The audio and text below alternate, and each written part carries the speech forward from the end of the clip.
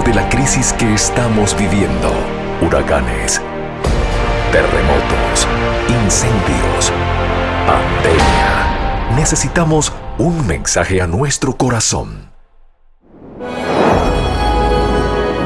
Ministerio al pequeño rebaño. Reciban un saludo de parte de su amigo el pastor Miguel Tirado. Hoy nos proponemos dialogar acerca del capítulo 39 del libro El conflicto de los siglos, que se titula El mensaje final de Dios. Ahora, queremos recordarte que te suscribas a nuestro canal de YouTube para que puedas recibir notificaciones de nuestros próximos videos y que también compartas este mensaje con tus amigos. Me acompaña, como siempre, nuestro pastor Orlando González, y es un momento especial para elevar en oración nuestros pensamientos a Dios.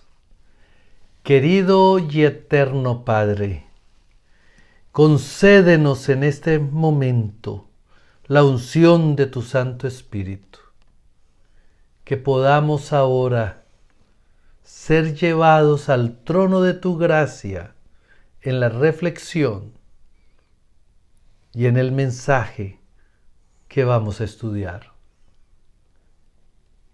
Y llenos de gratitud, entreguemos nuestra vida a ti para que tu gracia la transforme de gloria en gloria. En el nombre de Jesús. Amén. Interesante que en nuestro capítulo anterior vimos que nuestra única salvaguardia contra las acechanzas del enemigo y las cosas que han de acontecer en el final es nuestro estudio de las Sagradas Escrituras. Ahora, es en las Sagradas Escrituras donde encontramos el último mensaje de Dios al mundo. Y después de estas cosas, vi otro ángel descender del cielo teniendo grande potencia, y la tierra fue alumbrada de su gloria. Y clamó con fortaleza en alta voz diciendo: caída es la grande Babilonia, y es hecha habitación de demonios y guarida de todo espíritu inmundo y albergue de todas las aves sucias y aborrecibles. Y oí otra voz del cielo que decía: salid de ella, pueblo mío, porque no seáis partícipe de sus pecados y que no recibáis de sus plagas. Apocalipsis capítulo 18, versículo 1, 2 y el versículo 4. Estos versículos señalan un tiempo en el porvenir cuando el anuncio de la caída de Babilonia, tal cual fue hecho por el segundo ángel de Apocalipsis 14:8, se repetirá con la mención adicional de las corrupciones que han estado introduciéndose en las diversas organizaciones religiosas que constituyen a Babilonia desde que ese mensaje fue proclamado por primera vez durante el verano de 1844. Se describe aquí la terrible condición en que se encuentra el mundo religioso. Cada vez que la gente rechace la verdad, habrá mayor confusión en su mente y más terquedad en su corazón, hasta que se hunda en temeraria incredulidad. En su desafío de las amonestaciones de Dios, seguirá pisoteando uno de los preceptos del Decálogo hasta que sea inducida a perseguir a los que la consideran sagrado. Se desprecia a Cristo cuando se manifiesta desdén hacia su palabra y hacia su pueblo. Conforme vayan siendo aceptadas las enseñanzas del espiritismo en las iglesias, irán desapareciendo las vallas impuestas al corazón carnal, y la religión se convertirá en un manto para cubrir las más bajas iniquidades. La creencia en las manifestaciones espiritistas abre el campo a los espíritus seductores y a las doctrinas de demonio. De ese modo, se dejará sentir en las iglesias las influencias de los ángeles malos. Se dice de Babilonia Con referencia al tiempo en que está presentada esta profecía, sus pecados han llegado hasta el cielo y Dios se ha acordado de sus maldades. Apocalipsis capítulo 18, versículo 5. Ha llegado la medida de sus culpas y la ruina está por caer sobre ella. Pero Dios tiene aún un pueblo en Babilonia. Y antes de que los juicios del cielo la visiten, estos fieles deben ser llamados para que salgan de la ciudad y que no tengan parte en sus pecados ni en sus plagas. De ahí que este movimiento esté simbolizado por el ángel que baja del cielo alumbrando la tierra y denunciando con voz potente los pecados de Babilonia. Al mismo tiempo que este mensaje se oye el llamamiento: salid de ella, pueblo mío. Estas declaraciones, unidas al mensaje del tercer ángel, constituyen la amonestación final que debe ser dada a los habitantes de la tierra. Terrible será la crisis a que llegará el mundo. Unidos los poderes de la tierra para hacer la guerra a los mandamientos de Dios, decretarán que todos los hombres, pequeños, grandes, ricos y pobres, libres y siervos, se conformen a las costumbres de la iglesia y observen un falso día de reposo. Todos los que se nieguen a someterse serán castigados por la autoridad civil y finalmente se decretará que son dignos de muerte. Por otra parte, la ley de Dios, que impone el día de reposo del Creador, exige obediencia y amenaza con la ira de Dios a los que violen sus preceptos. Dilucidando así el asunto, cualquiera que pisotee la ley de Dios para obedecer una ordenanza humana recibe la marca de la bestia. Acepta el signo de sumisión al poder al cual prefiere obedecer en algún lugar de obedecer a Dios. La amonestación del cielo dice así: si alguno adora a la bestia y a su imagen, recibe su marca en su frente y en su mano. Él también beberá del vino de la ira de Dios, que está preparado sin mezcla alguna en el cáliz de su ira. Apocalipsis, capítulo 14, versículos 9 y 10. Pero nadie sufrirá la ira de Dios antes que la verdad haya sido presentada a su espíritu y a su conciencia y que la haya rechazado. Hay muchas personas que no han tenido jamás la oportunidad de oír las verdades especiales para nuestro tiempo. La obligación de observar el cuarto mandamiento no les ha sido jamás presentada bajo su verdadera luz. Aquel que lee en todos los corazones y prueba todos los móviles no dejará que nadie que desee conocer la verdad sea engañado en cuanto al resultado final de la controversia. El decreto no será impuesto estando el pueblo a ciegas. Cada cual tendrá la luz necesaria para tomar una resolución consciente.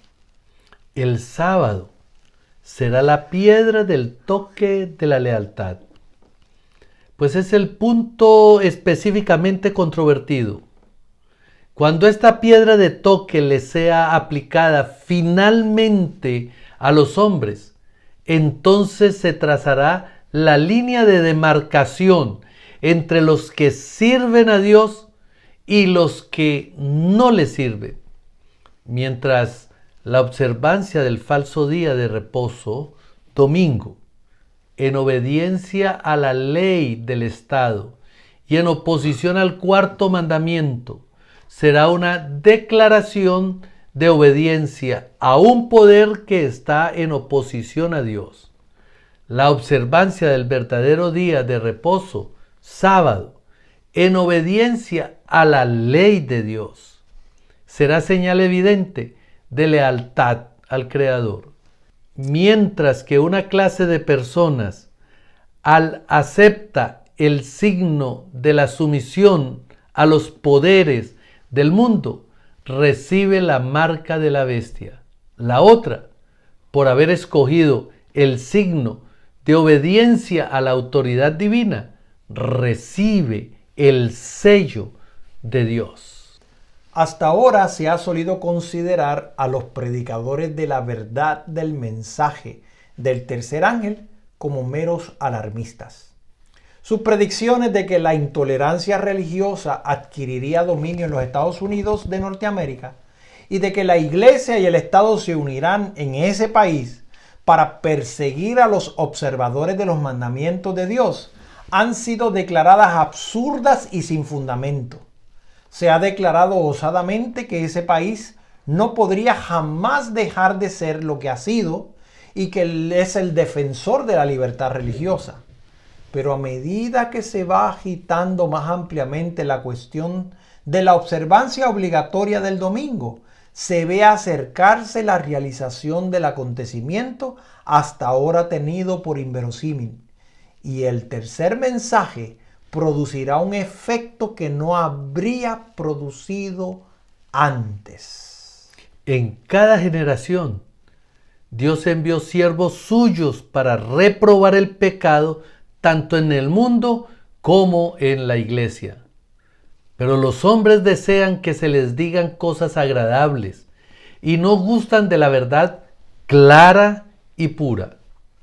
Muchos reformadores, al principiar su obra, resolvieron proceder con gran prudencia al atacar los pecados de la iglesia y de la nación. Esperaban que mediante el ejemplo de una vida cristiana y pura, llevarían de nuevo al pueblo a las doctrinas de la Biblia. Pero el Espíritu de Dios vino sobre ellos cuando había venido sobre Elías, impeliéndole a censurar los pecados de un rey malvado y de un pueblo apóstata. No pudieron dejar de proclamar las declaraciones terminantes de la Biblia que habían titubeado en presentar. Se vieron forzados a declarar diligentemente la verdad y señalar los peligros que amenazaban a las almas. Sin temer las consecuencias, pronunciaban las palabras que el Señor les ponía en la boca y el pueblo se veía constreñido a oír las amonestaciones. Así también será proclamado el mensaje del tercer ángel. Cuando llegue el tiempo de hacerlo con mayor poder, el Señor obrará por conducto de humildes instrumentos, dirigiendo el espíritu de los que se consagren a su servicio. Los obreros serán calificados más bien por la unción del Espíritu Santo que por la educación en institutos de enseñanza. Habrá hombres de fe y de oración que se sentirán impelidos a declarar con santo entusiasmo las palabras que Dios les inspire. Los pecados de Babilonia serán denunciados. Los resultados funestos y espantosos de la imposición de la observancia de la iglesia por la autoridad civil, las invasiones del espiritismo y los progresos secretos pero rápidos del poder papal, todo será desenmascarado. Estas solemnes amonestaciones conmoverá al pueblo. Miles y miles de personas que nunca habrán oído palabras semejantes las escucharán. Admirados y confundidos, oirán el testimonio de que Babilonia es la iglesia que cayó por sus errores y sus pecados, porque rechazó la verdad que le fue enviada del cielo. Cuando el pueblo acuda a sus antiguos conductores espirituales a preguntarles con ansia, ¿son esas cosas así? Los ministros aducirán fábulas, profetizarán cosas agradables para calmar los temores y tranquilizar las conciencias despertadas. Pero como muchas personas No se contentan con las meras razones de los hombres y exigen un positivo. Así dice Jehová.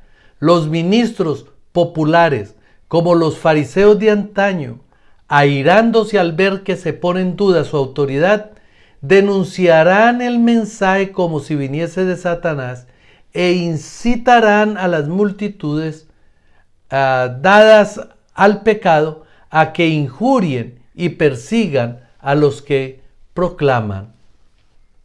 Satanás se pondrá alerta al ver que la controversia se extiende a nuevos campos y que la atención del pueblo es dirigida a la pisoteada ley de Dios. El poder que acompaña a la proclamación del mensaje solo desesperará a los que se le oponen. El clero hará esfuerzos casi sobrehumanos para sofocar la luz por temor de que alumbre a sus rebaños. Por todos los medios a su alcance, los ministros tratarán de evitar toda discusión sobre estas cuestiones vitales. La iglesia apelará al brazo poderoso de la autoridad civil. Y en esta obra, los papistas y los protestantes irán unidos. Al paso que el movimiento en favor de la imposición del domingo se vuelva más audaz y decidida, la ley será invocada contra los que observan los mandamientos de Dios. Se los amenazará con multas y encarcelamientos. A algunos se les ofrecerán puestos de influencia y otras ventajas para inducirlos a que renuncien a su fe. Pero su respuesta constante será la misma que la de Lutero en semejante trance. Pruébese nuestro error por la palabra de Dios. Los que serán emplazados ante los tribunales defenderán enérgicamente la verdad y algunos de los que los oigan serán inducidos a guardar todos los mandamientos de Dios. De esa manera, la luz llegará ante millares de personas que de otro modo no sabrán nada de estas verdades. A los que obedezcan con toda conciencia a la palabra de Dios, se les tratará como rebeldes, cegados por Satanás, padres y madres. Habrá que serán duros y severos para con sus hijos creyentes. Los patrones o patronas oprimirán a los criados que observen los mandamientos. Los lazos de cariño se aflojarán. Se desheredará y se expulsará de la casa a los hijos. Se cumplirán a la letra las palabras de San Pablo, registradas en 2 de Timoteo 3:12. Todos los que quieran vivir piamente en Cristo Jesús padecerán persecución. Cuando los defensores de la verdad se nieguen a honrar el domingo, unos serán echados a la cárcel, otros serán desterrados y otros aún tratados como esclavos. Ante la razón humana, todo esto parece ahora imposible, pero a medida que el espíritu refrenador de Dios se retire de los hombres y estos sean dominados por Satanás, que aborrece los principios divinos, se verán cosas muy extrañas.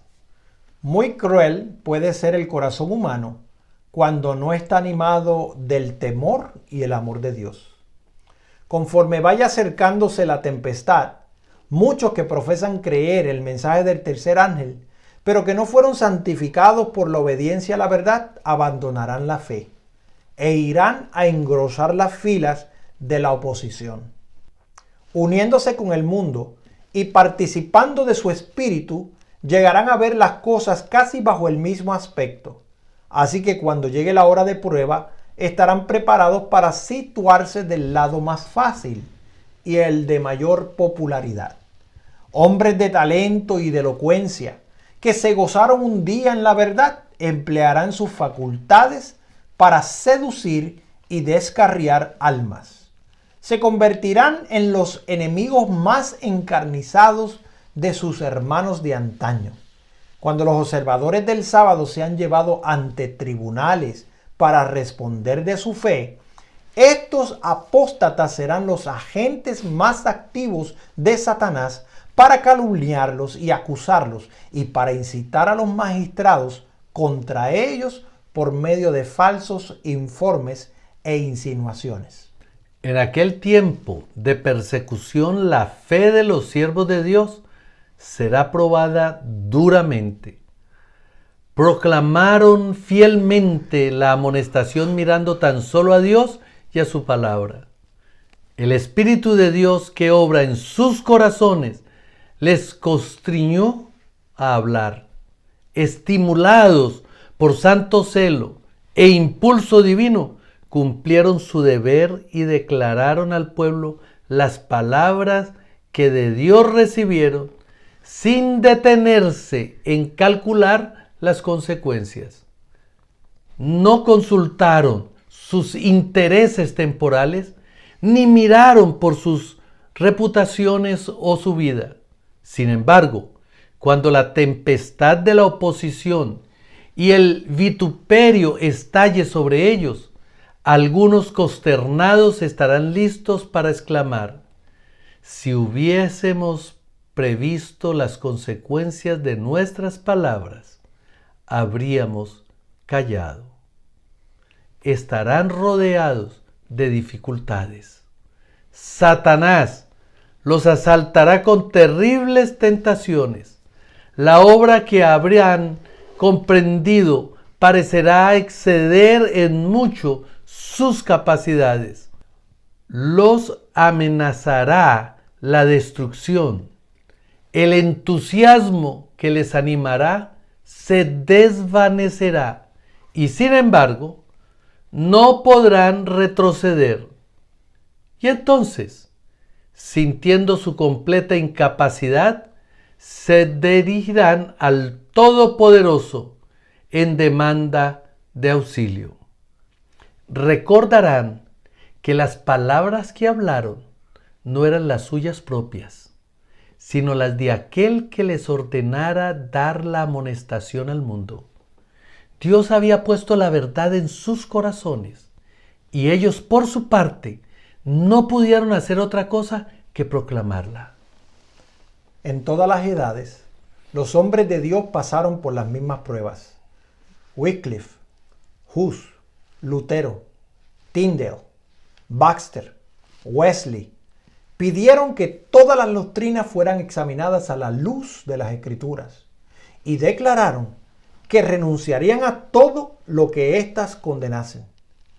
La persecución se ensañó entonces en ellos con furor, pero no dejaron de proclamar la verdad.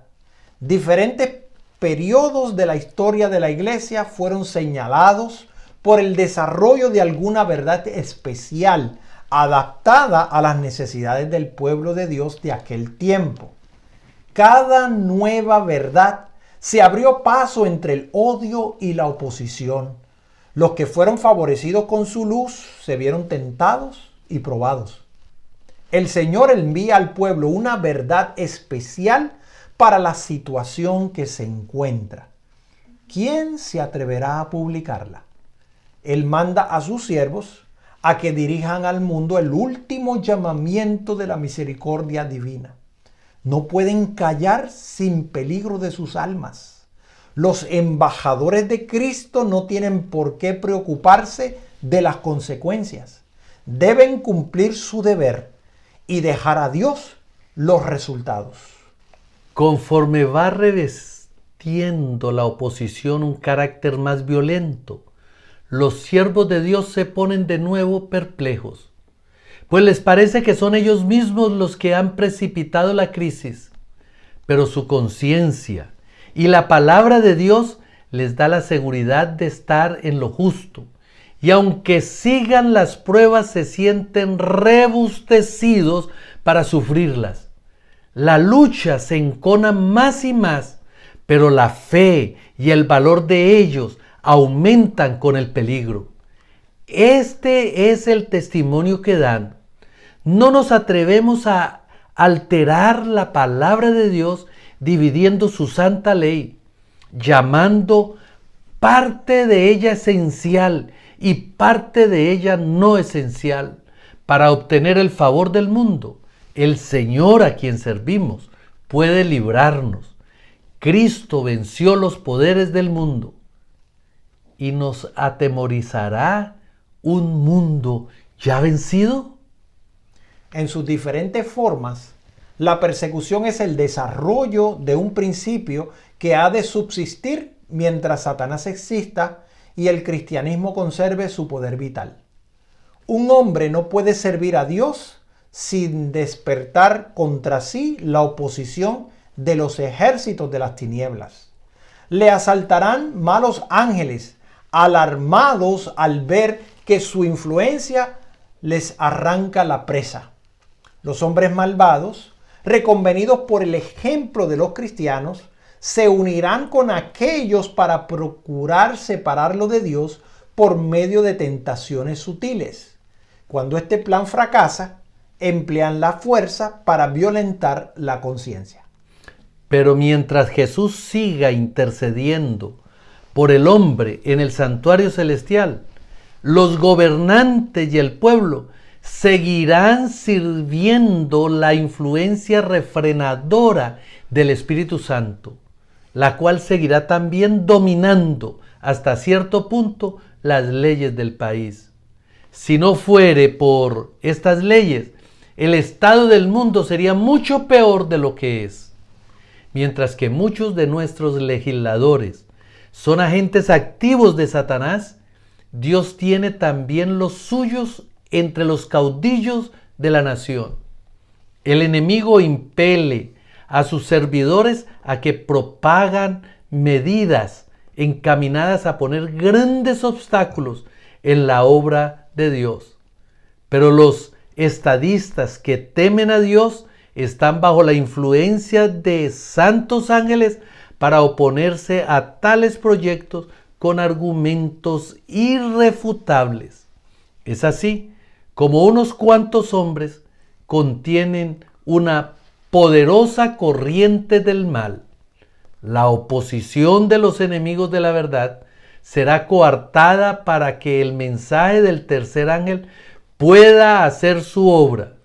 Cuando la amonestación final sea dada, cautivará la atención de aquellos caudillos por medio de los cuales el Señor está obrando en la actualidad. Y algunos de ellos la aceptarán y estarán con el pueblo de Dios durante el tiempo de angustia. El ángel que une su voz con la proclamación del tercer mensaje alumbrará toda la tierra con su gloria. Así se predice una obra de extensión universal y de poder extraordinario. El movimiento adventista de 1840 a 1844 fue una manifestación gloriosa del poder divino.